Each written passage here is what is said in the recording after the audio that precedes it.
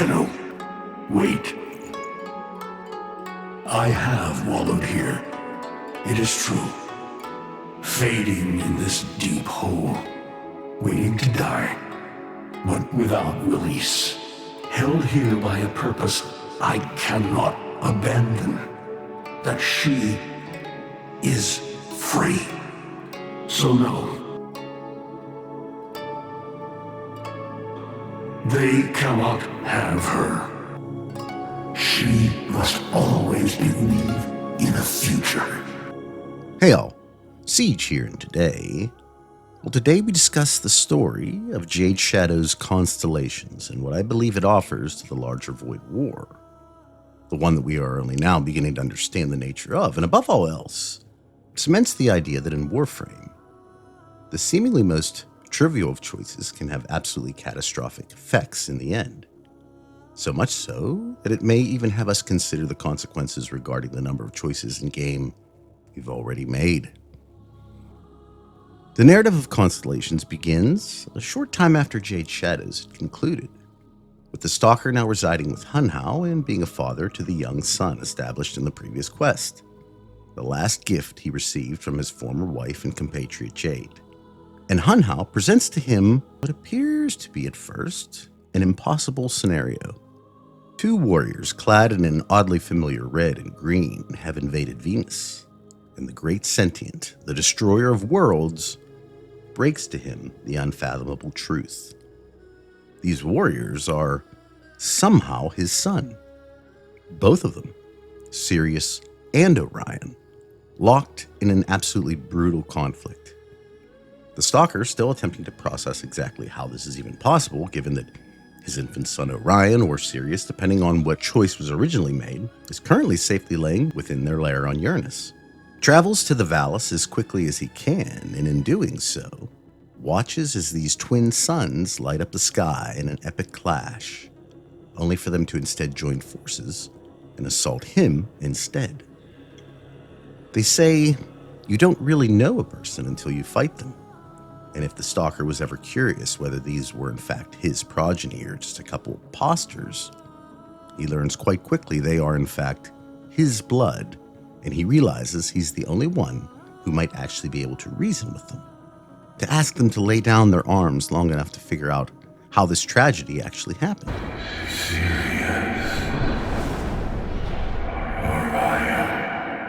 Once the boys realize it's really their father they've been attacking, they ease up, just enough to allow a fleeting message from each of their companions, proto-frames themselves, before vanishing just as quickly as they had arrived.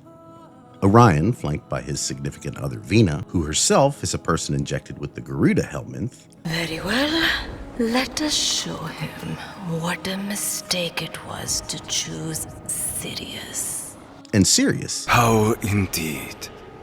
How can we both be here?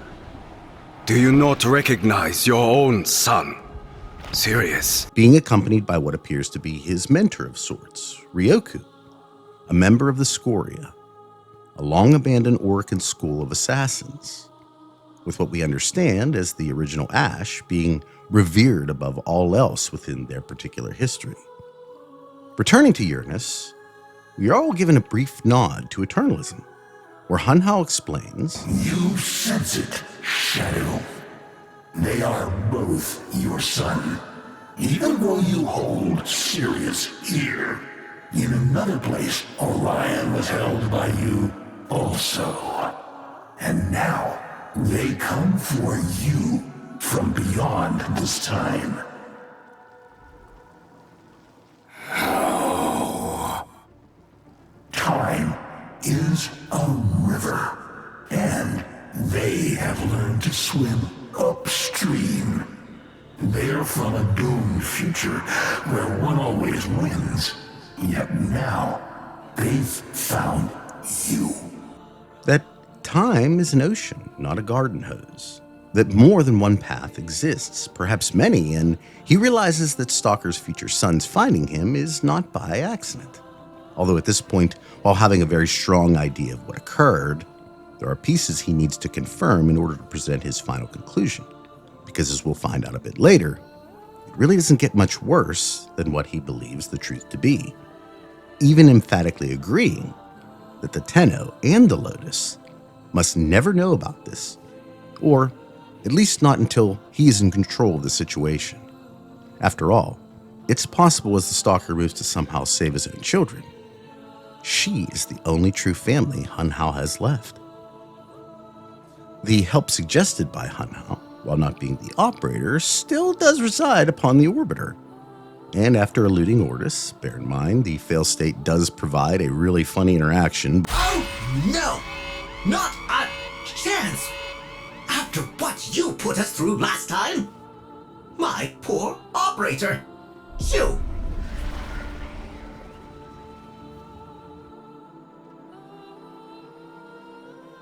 And after besting Ordis' incredible security system, the target comes into focus. Yes! Umbra, a decorated warrior of the Oricon, before his forced transformation into a Warframe, apparently knew of Soren, or at least the uniform, and very likely served at the same time together. He's a friend from work. While the Stalker is considered a low guardian, their recognition of each other shows either an acknowledgement of the person or some oath they once and may still hold true to their former military. Ordis then colludes with the two of them in the end, keeping the information from the operator and allowing Umbra to leave. Understood. Well, Ordis will just keep the operator distracted while you are gone. But do not expect a rescue. You son of a bitch! The pair head to Venus to find what intelligence the Corpus have been able to uncover on the two suns, believing them to have surely initiated some kind of investigation into the laser light show paired with the complete destruction of an orb mother, with pieces of its hull making up the actual platform Stalker and his boys had previously battled on. And it's at this point of the journey he begins to inform the Stalker of what he believes about Sirius, Orion, and how they're here. Your choice of a name was simple, from your beating heart. But the Void, our enemy, nursed and nurtured the unchosen name, forging a rival path, a second son. There is room in your heart for both. We must show them that. They have somehow come here from roughly 20 years into the future, through the power of the aforementioned eternalism. And the Void entity, the man on the wall, is the one responsible. Because the choice made in Jade Shadows, simply the child's name, provided the Indifference with a very unique opportunity. Somewhere, when, within the vast four-dimensional ocean of events we call time, a reality exists where we in fact did not choose one or the other name for Jade and Soren's child. And that child would in fact be the key for what the Void really wanted, what it covets most. And speaking fourth dimensionally, something it already knew it would in fact receive. And perhaps worse is that it's implied that these cannot be taken, they can only be given. And Constellations in its entirety is the very thing the Void needed to be able to manipulate, the one this incredibly dangerous prize needed to be given from. Hun Hao understands this, but also, with his own perception of time and subsequently the future, even if it's only his specifically, sees his purpose finally arrive. An opportunity for the two children to coexist. But first, Hun Hao's plan requires taking the information they intercepted from the Corpus, finding both of the boys' companions, and defeating them. Infiltrating Santavan's oath brings the Stalker to, at least personality-wise, the more measured of the two. Ryoku, the Ash proto-frame, who realizes almost immediately that the Stalker has boarded his vessel and welcomes his arrival, even encouraging the Stalker to kill him and ease his passing. He has become tired of this reality and understands that some unnatural force outside of it is controlling his and Sirius' fate, and has come to accept death is his only escape. Unfortunately for him at least, the Stalker has other plans and merely incapacitates him, knowing vengeance flows through his progeny as it does himself, and that they would want to return the favor, just as he has all these years. Didn't you get my email explaining the situation? I skimmed it. With this, he proceeds to his next target, one who will not be so virtuous. Vina, the Garuda protoframe, who in my personal opinion seems a bit overbearing, maybe even concerningly possessive of Orion, has commandeered one of Parvus Granum's vessels, and in the process thoroughly defaced it, filling it with what very well looks like blood, although there are these areas where the blood seems to be mixed with another familiar liquid, one that continues to be more and more prevalent in the Warframe story. And this mixture flows throughout, with it all leading right to the Proto-Blood Queen. And for as ruthless and powerful as she is, the Stalker is able to subdue her, setting up the family reunion Hun Hao has requested. However, before that confrontation, Hun Hao needs one more item. Orion and Sirius are seeking your trail. They sense us. Conflict is imminent. Before they arrive, travel to Uranus Proxima, above me here. For there is something I must be certain of. Some way to stop this foul mockery of family that has led to us. And in the process reveals to Stalker that the Void entity and its faction, the Murmur, have been known to the Sentients for ages. That in fact they were whispered to by this exact faction, most assuredly muttering deals as they passed by. And the Sentients, to their credit, supposedly looked away. Well, most of them at least. And now Hun Hao, armed with the understanding of what the Void is actually capable of, not just in animating alternate timelines as with Sirius and Orion, but in watching the Operator's power, seeing the Operator's future self enter this timeline and save his daughter from the very executor who first betrayed the Orokin to him, and then to have his own son Era betray him for, realizing how the moon was in fact brought into the Void in the first place to protect the Tenno. Lua, the miracle. Do you understand what it cost? And finally understanding fully that all of this was the Void's doing. That he too might be able to try and play the devil's game as well. But first, he needs a Void spark. And I have to tell you, this thing looks exactly like a sentient core, which may in fact be one of the most shocking admissions in this quest. Although, I can't personally be sure if it's just DE reusing assets, or if the fact that it's also found within a dead sentient is as significant as it appears. If not an asset flip, well, it very much insinuates the Void may be the very energy powering them, like it seems to do for everything else in this world. But that's not something there's even time to consider in the moment for the Stalker. For now, he must face the future, in that touching this shows him glimpses of the possibilities, of what will happen. And in each of them, Sirius and Orion always battle, sometimes to the death, just as Hun Hao said, embroiled in an eternal conflict, no matter what happens, an eternal loop, signified by the exact same images repeating within the vision itself, a thing the Tenno and Drifter, specifically with Duviri, know all too well. Having already seen all of this with his eternal vision, Hun Hao has suspected these very events to come to pass, and is the only one capable of doing anything about it. This very much suggests that at least some sentients, maybe even all, can see time in 4 dimensions, with Hun Hao himself calling it their infinite sentient eyes. It's almost certain he knew these possibilities would come to pass, but wouldn't be sure which specific variant he was looking at. And sure enough, he figures out which during the Hunt the Mockery portion of the quest, where through the Stalker's actions, he finally understands which of the realities his sentient eyes were privy to, and will allow the outcome he desires.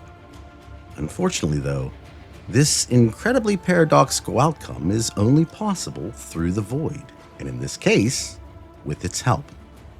Once this visualization of eternalism in practice dissipates, the Stalker is compelled to confront his own past in a brutally unkind manner, as the Void Spark is protected by a whisper, prevalent themselves within Albrecht's labs, but outside of that, that's very uncommon. Regardless, he is confronted by the very thing he most desperately wants, a vision of Jade asking for them to be together. But in this particular scenario, only so that the Stalker might drop his guard enough for the mockery with Jade's likeness to be his end. Having Hun Hao as a guide, though, proves to be enough to dispel the notion this is really Jade, and her doppelganger is defeated just before the Stalker is able to claim the spark. Now, seriously racing against time, he desperately flies back to Uranus as the pair of the older Sirius and Orion, eager for revenge, are on their way to the baby with only Umbra there to hold them off. And the Stalker is literally just in time with the relic needed for a kind of ritual Hun Hao begins to invoke as his great sentient voice bellows. You wonder how Nata hid the moon in the void? What it cost? I am done with tricks, Shadow. We're all here now. Sons of Shadow, hear me. I am Hun Hao, the great and terrible, sentient destroyer of worlds.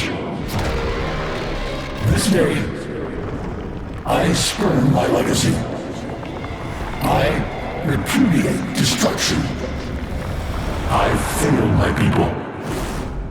I failed my children, Era, Nata. I failed the Shadow, your father.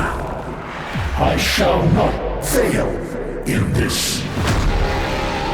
I, who once severed worlds, now offer what I never had.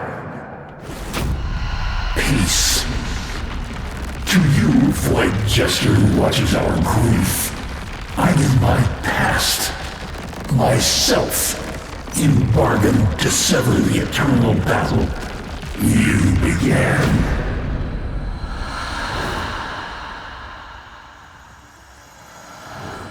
The Stalker then awakes, eerily close to how the Tenno have, in a kind of dreamlike environment, with this tower of sorts designed to mimic Orcan architecture during their reign. It's important to note the angelic look the Void has taken on in the background, giving the entire area a kind of heavenly atmosphere. Here, the gift of Hun Hao's sacrifice has been granted. Stalker has the very peace Hun Hao had always hoped he would be able to achieve, first in cooperation with the Orcan, and then with Ballas and his followers during and after the collapse. But not only would he never know that life, his son Era would be condemned to first follow Ballas to his own doom, and then become a puppet for the Archon leader Pazul. And his daughter, after two being used by the same executor, would herself become increasingly influenced by the indifference in an uncomfortably similar manner. You, my child, the great indifference wants to take. I want to let it. I feel only the call. Often insinuating she too is on borrowed time with the Tenno. In the same vein, Hun Hao has made a deal with the Void in order to undo the chaos the entity created with the birth of Stalker's son and the original choice that was made. He has, with this bargain, unified their timelines, allowing them to stop battling for dominance and the right to exist, and keep a kind of kindred peace, paradoxically placing both the young Sirius and Orion, as well as their older variants, in this structure, named Pontus Tower. Pontus, of course, being Latin for bridge, because that's what this place is. A bridge between the multiple realities, converging together into one, ours, blending both Sirius and Orion, Jade and the Stalker, into the very layout of their new home. And for Hun Hao, the cost would be his memories, his knowledge of the Orcan, his understanding of the old peace as well as the old war, the location of Tau, and all its important whens if you catch my meaning. He was presumably there for so much, and who knows what other deeply hidden secrets he's never uttered to anyone but the dark, now all belonging to the void. Memories that can be weaponized both in knowledge of, as well as now being able to be obscured. And considering this was the same thing the Tenno were attempting to recover in the Dark Refractory, well, now the void has all of that and far, far more. Further, all of the group appear to be trapped in an endless cycle here, where the eternal conflict has moved from Orion and Sirius to their companions, each of which now being driven to continually fight against one another, with the newly hollow and even absent-minded Hunhao watching over the conflict, making sure it continues even. Without battles to enjoy, this peace is tedious. What I believe to be the monkey paw the void always appears to add to its bargains. Sirius and Orion? They don't fight, but the other two remain locked, even forced into continuing on, in a way forcing both protoframes into their own personal hell. First, for Ryoku, if in fact he believed death could finally release him from this fight. My role in this eternal dance has come to an end. I do not belong here. I welcome death at your hand. Make this a fitting finale. And Vina, living eternally with the notion of never being chosen first. Living a kind of stalemate, if you will, something appearing to deeply disturb her sense of worth. And with the Warframes we have of Sirius and Orion being merely blueprints of the twins, it would very much appear they can't leave Pontus Tower, blurring the lines of this place from a palace to a prison on a long enough timeline. And then, of course, there's the cost. Hunhao has been largely reduced to a fraction of the entity he was. No longer the destroyer, he now fashions himself the architect of worlds. And I wonder if this wasn't his original title before the war between the Sentients and Orokin began.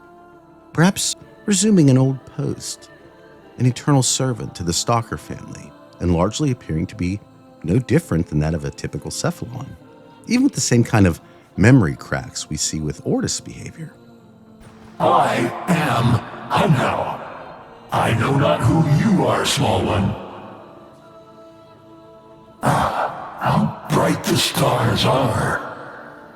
They remind me of someone. She sang to me, I think. Long ago. I am Hunhao. And painfully resembles that of a grandparent or elder experiencing cognitive decline of some magnitude, which in itself made this quest that much more heartbreaking.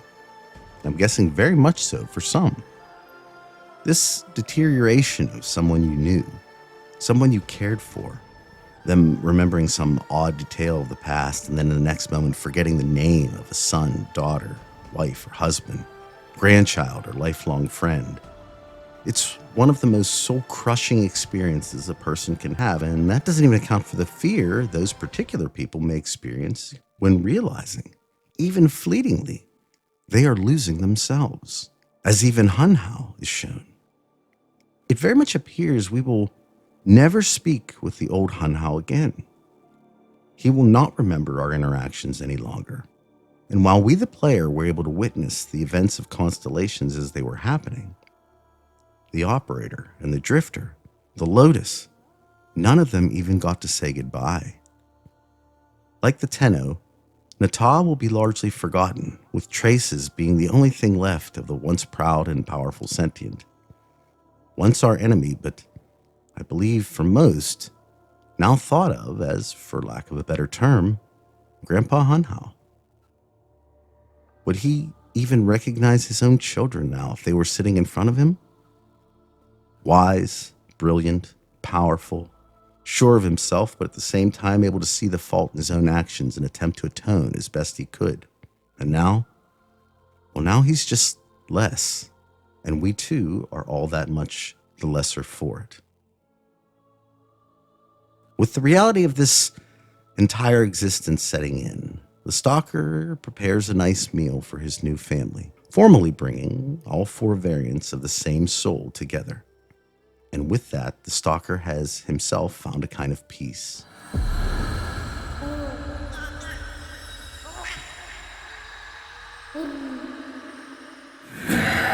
Your mother was the better cook.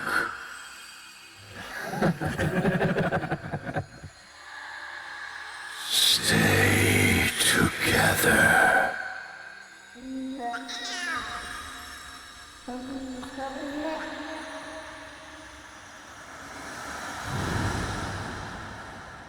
Constellations concludes here, but not without a dire implication that while this peace exists, it may not last forever. In his infinite wisdom, Hun Hao prepared a message to be sent to the Tenno once the bargain had been made, knowing full well afterwards he wouldn't recollect anything about the operator aside from them appearing to be Orcan in nature. In it, he says, Tenno, I have prepared this missive to arrive after I have done what I must now do with the poison we all danced with, the void. Did you hear laughter? Do you feel lighter? My efforts may fail.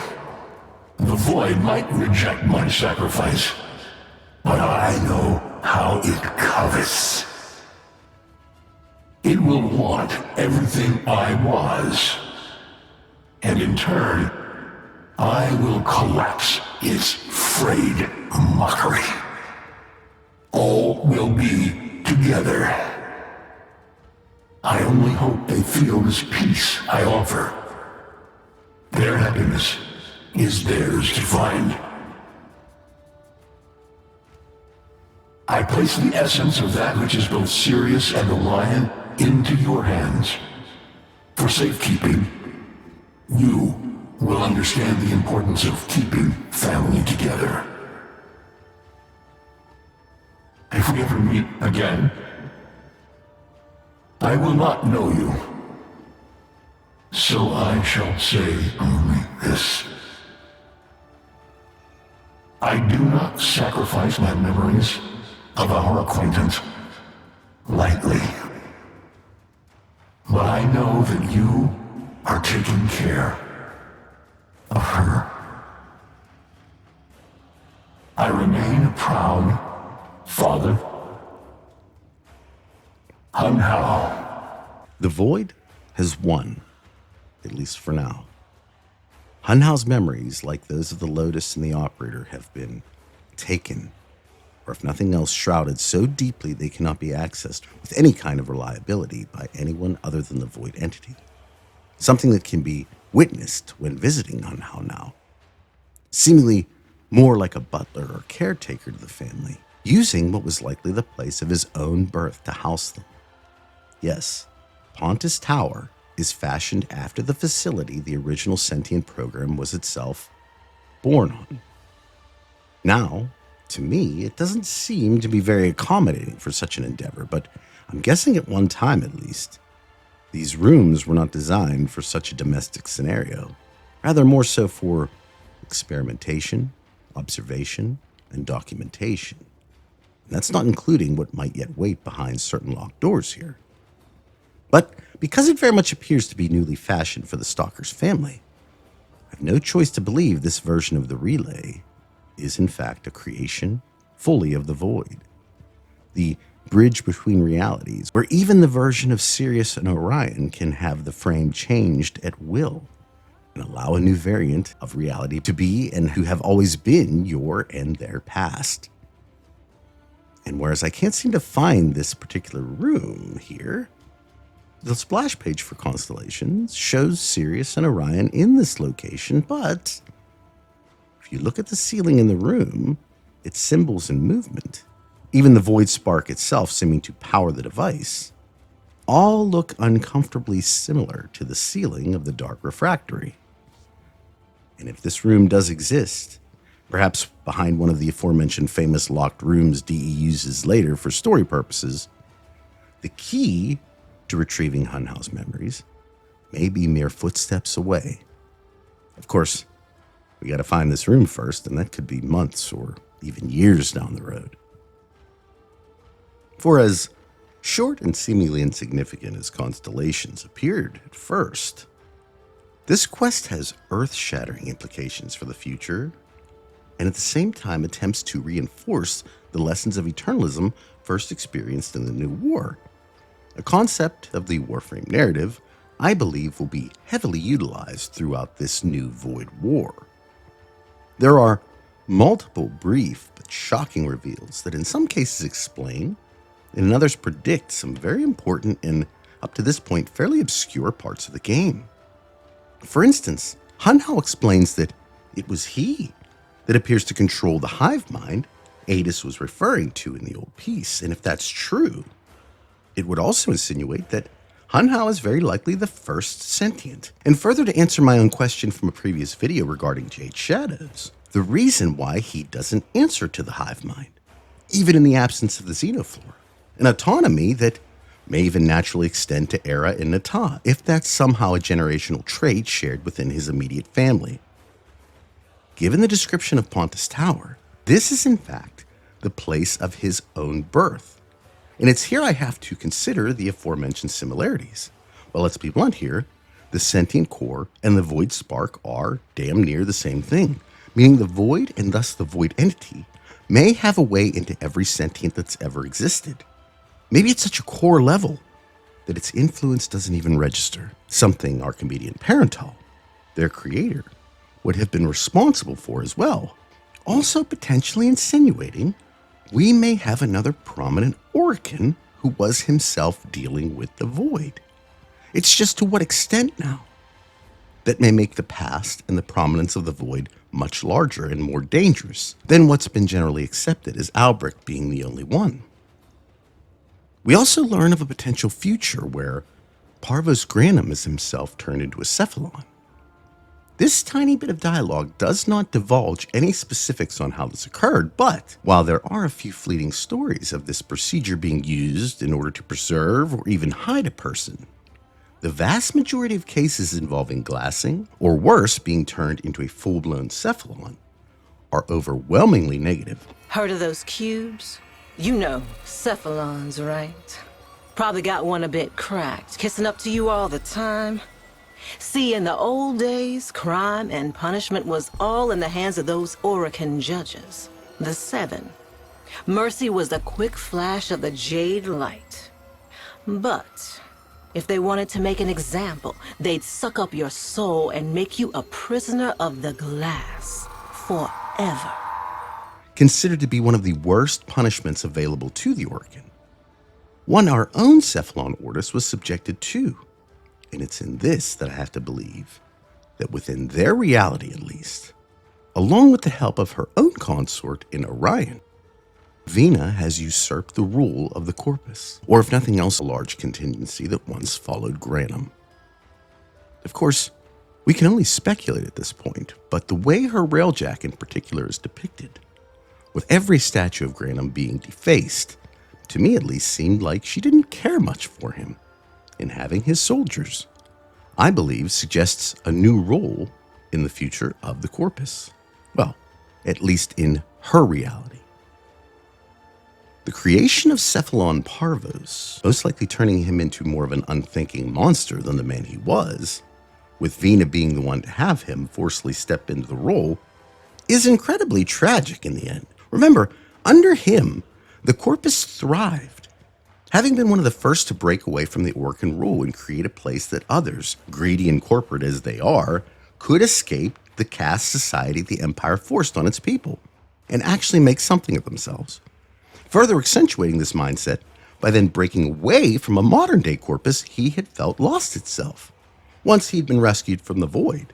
This new variation of the Corpus being completely overrun with greed and abandoning the principles that he had set up. So, while we are in opposition to him, it's much more by our own choice than by his own. And his depiction up to this point does not paint him in the same way Hunhao describes his Cephalon mannerism. So it makes me wonder if Vina came for him and took over, forcing an eternal punishment in changing him to be more like her, and him being in the end no more than a slave, the thing he worked his entire life to get away from. And it's here where we have to wonder if something like this still isn't possible, especially when we consider the final text of the quest. And then there's an oddity of sorts that's beginning to appear in the background of multiple quests we've experienced. This black sludge, something that was featured quite prominently in the Shadowgrapher update. But it's also been seen in Tau, amongst other areas, and I believe is largely insinuated to be on the walls of the Zeraman 10-0. But most assuredly, the very substance that enveloped the Drifter during the Hex quest. Most of the liquid on her ship, aptly named the Marrowbone, seems like blood, but there are a few areas where the familiar dark liquid is being pumped in, as well as places where it seems like it's mixed. Not only that, Vina has a very specific skill Garuda does not, borrowing one from the entity we met in the abandoned Vesper relay, growing in size and pulsing with the blood-sludge mixture. And to me, it's becoming harder to ignore the presence of this fluid showing up so frequently, especially where the void is involved. Mark my words, there will be an incredibly inconvenient truth that awaits us in present year Tau. Something we are careening towards at light speed. Albrecht and Trotty, the Lotus, Narmer, the Void, all of it seem to want to converge in one spot. It really comes down to what you believe now. But the argument against it being something of significance, well, that's just becoming harder and harder to justify. This future is shrouded in darkness. Are possibilities like this, or even Sirius's timeline, still on the table? With Hunhao appearing to only be delaying the inevitability of one or the other's worst aspects.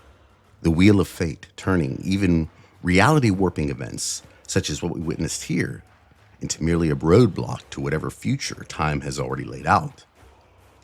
Can we actually change our future, if in fact a force such as the Indifference is hell-bent on establishing what it wants instead? There are two curiously available pictures the Servient version of Hunhao now offers in Pontus Tower. These goods even he can't fully remember the origin of, but upon inspecting them, we come to learn these were actually drawn by Nessie Ruzalka. And it forces us to ask the question if both Ryoku and Vina are also being whispered to from the dark. While Ryoku seems untarnished, Vina, on the other hand, well, let's just say her depiction and abilities speak to having some level of enhancement, as both her form as well as those on her ship look awfully similar to the entities we did encounter on the Vesper relay. And while normally this wouldn't be enough to necessarily link the two, the proximity of both quests to each other does lend some credence to the aforementioned idea that these areas, in conjunction with the same liquid permeating sentient ships, even ones making incredibly familiar faces while birthing new warriors, is, like the other examples, all as one with the void entity. Truly, this future may just be as overwhelmingly doomed as is described, and it really makes you wonder, what happened to the Stalker in either of the timelines we appear to have halted, at least for now? Does he live, or has he been dispatched in both?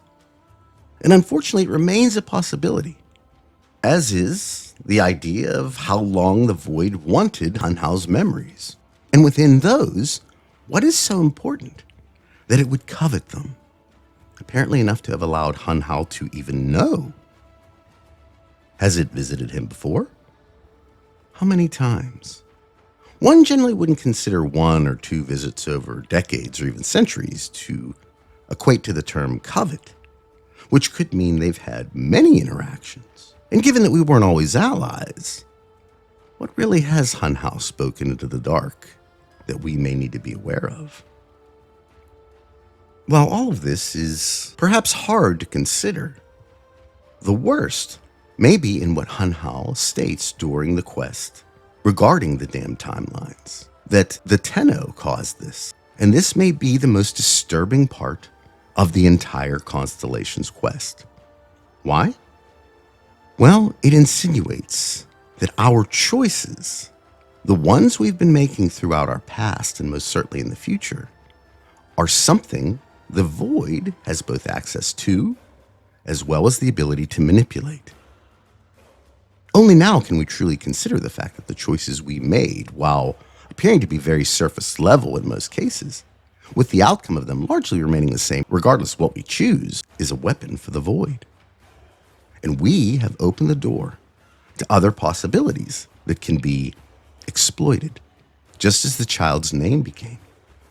And that adds an entirely different thought process to our own free will. It's been said that choice is actually an illusion between those with power and those without. And in this case, we are very much being manipulated. Dare I say, we are the crack that exists within everyone associated with us. They trust the Tenno unequivocally, believing them to be heroes, saviors. But what if the saviors are the very weakness, the Trojan horse, if you will, the Void is using to control everything? It's already got the Lotus, and now Hunhao. Who might be next is anyone's guess, but rest assured, there will be another, and probably another, and probably another after that. And it makes you wonder if the Tenno's only real play in order to win this war is not to get involved. Something we are far too deep in to even consider, but what if that is the key? It's an odd thing to see such incredible warriors essentially abandoned, as Sirius and Orion in Pontus Tower seem to have lost any taste for battle here, at least for the time being. And if these natural-born Warframes are to make any difference in the end, we may need to figure out a way to collapse this entire facade that now makes up Pontus Tower. A creation of the Void, and perhaps an incredibly beautiful cell made to cage off potential allies. That, however, is just speculation, and of course, time will tell. That being said, what I believe is not speculation, and Hunhao's entire reason for his exile, is that these events were always going to happen according to his visions, and he understood that if the Lotus was left not believing a future was possible, she might be swayed to bargain with the Void again in order to do the exact thing he did. In the end, the sacrifice wasn't just for the Stalker, it was ultimately for her. Overall, I thought this quest was, while rushed a bit story-wise, incredibly compelling, and didn't leave me with a feeling that we won. If anything, it was a sacrifice that we are responsible for. Our involvement with the Void has potentially put everyone that involves themselves with us at risk. And that's a reality that I believe the Operator and Drifter are going to become more aware of as time passes. With that being said, I hope you enjoyed this interpretation of the events of Jade Shadows' Constellations, as well as the lore and the implications surrounding it. And it got you thinking about what exactly is the plan for those within Pontus Tower? Are they to remain here forever, or just long enough? As always, I'd like to thank the channel's members. I very much appreciate your support and understand just how blessed I am to know you value my content enough to help out as you do. For this, I will always be eternally grateful to you. Also, I can't forget my longtime channel support in G Fuel, a product I use to this day, especially when I'm feeling low energy. You know what I'm talking about? Given its longevity on the market, I believe that in itself speaks to its actual effectiveness and preference among many who, like myself, need a bit of a mental boost at times.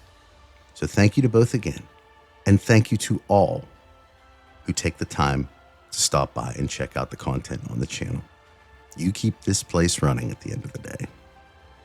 At any rate, I hope you all have a wonderful day today, a wonderful rest of your week, and I'll talk at you on the next one. Take care, everybody. Bye.